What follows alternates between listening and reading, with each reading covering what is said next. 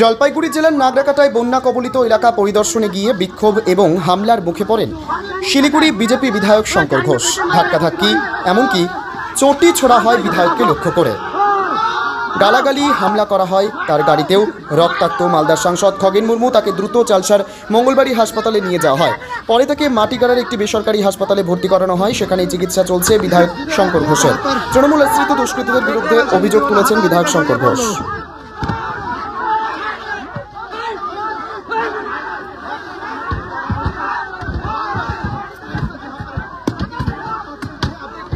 দেখতে পাচ্ছেন বিক্ষোভের সামনে কিন্তু বিজেপি কর্মীরা, দেখতে পাচ্ছেন রীতিমতন সেই চিত্র সরাসরি নিউজ ওদলাবাড়ি ফেসবুক পেজ থেকে।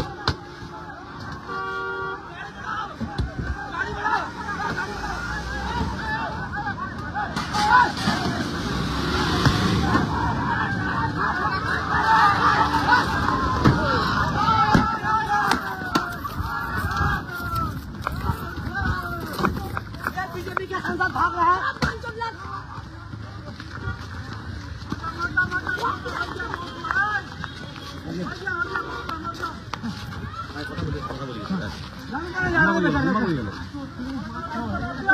कोई ये पेছনে আছে পেছনে यार আপনারা কি আপনারা তো বিজেপি না না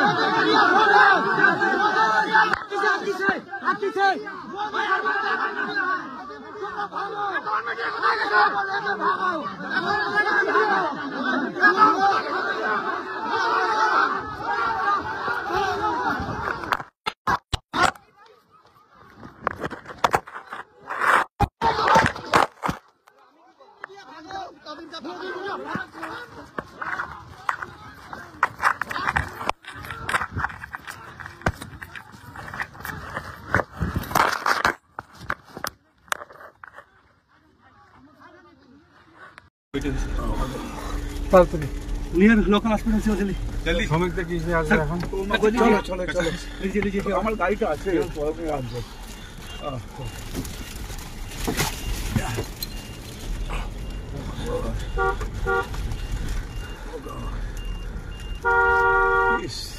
কিভাবে লাগলো? এইভাবে পাথর। বর্তমানে আমাদের গাড়ির অবস্থা দেখতে পাচ্ছেন, এই যে খগেনদা রক্তাক্ত হয়ে পড়ে আছে, গাড়িতে কোনো কাজ বাকি নেই। এই অবস্থায় আমরা দ্রুত বেরিয়ে যাচ্ছি। খগেনদাকে দ্রুত হসপিটালে আমাকে বেরোতে হলো। এই যখন গাড়িতে সারা সব জায়গায় কাজ, এই যে এই দেখুন পাথর, এই যে পাথর, এই সব লাঠি, এই যে চশমা, সমস্ত কিছু এই অবস্থায় আছে।